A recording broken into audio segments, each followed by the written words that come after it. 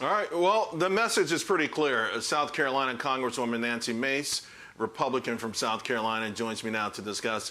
Representative Mace, seems like you've thrown down the gauntlet. What exactly, what's the message here? That is this, the rules are confusing there, or you think that, to your point, I've also read you said this might be an insane power grab? Absolutely, Charles. I walked into my D.C. office on Thursday morning to read that the Capitol Hill police were directed by Nancy Pelosi to arrest staffers and visitors on Capitol Hill who were not wearing a mask.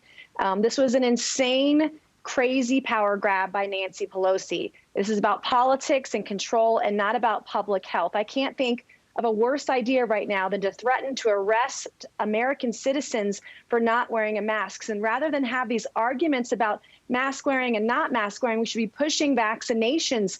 I had a really terrible bout with COVID-19. I had long COVID, and I'm vaccinated. We need to make sure that we're getting people who need access to vaccinations to get it, having the right conversations. This is the wrong message to send to the American people, that you could be arrested for not wearing a mask.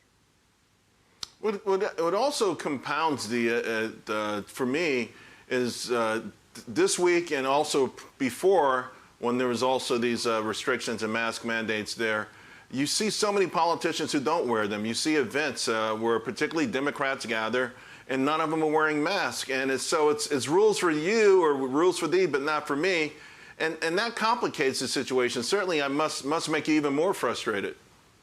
Absolutely. And you could see photos of Nancy Pelosi yesterday afternoon having a press conference without a mask on. It's say as I do, not do as I say. And early on in COVID and throughout last year, I was asking people, put on the mask. We're trying to do the best we can. We don't have a lot of data and information. And the other thing, the other one of my frustrations is right now is we're getting guidance from the CDC, but this data, we don't have the data or good studies on what's working and what's not. For me personally, I'm taking certain precautions. I'm not shaking hands right now. I'm fist bumping. That's about as far as I'll go. I'm washing my hands. I'm trying to stay distant. But to arrest people, if you're going to arrest someone for wearing a mask, are you then going to arrest them for not getting vaccinated? It's the wrong message if these spikes are happening across the country. And the Hill is not a hot spot either. 85% of individuals on Capitol Hill are vaccinated. That doesn't take into account the number of individuals who also had COVID-19. We've got to set a good example for the American people. We have to stop politicizing COVID-19. We have to encourage people to get vaccinated, and particularly ensuring there's vaccine access in rural and low-income areas where there is vaccine hesitancy. And I can't think of a worse idea to encourage vaccine efficacy by telling people, well, they got to wear a mask outside if you're vaccinated to protect people who are unmasked. That message doesn't work. Representative Mace, what do you say, though, to folks who say, well, you're trying to create a sort of situation where it doesn't have to exist and that you're baiting Speaker Pelosi? I assume you're going to continue what you're doing, and to your point in the video, come get me. You've drawn a line in the sand. You're going to keep it there?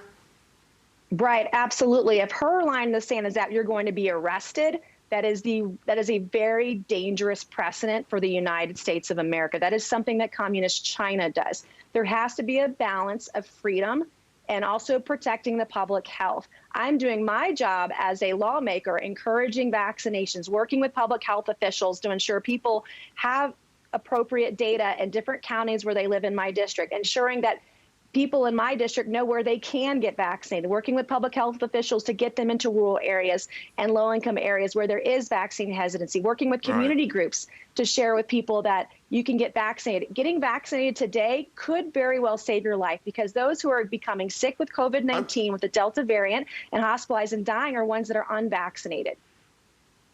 I've got less than a minute to go. Let me just ask you about the business, the people's business, if you will. How are we looking with this infrastructure deal, the debt ceiling, and everything else? I mean, it feels like Congress waits to the last minute to get all these things done.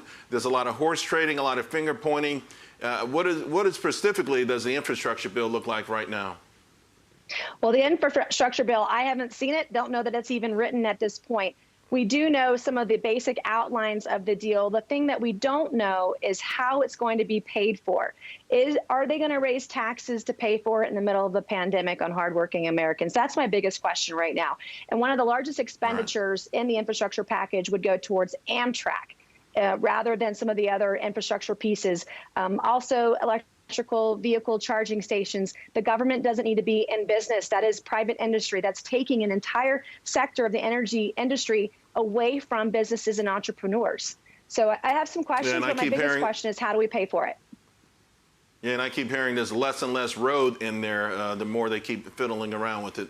Representative Mace, thank you so much. Appreciate it. Always. Thank you, Charles.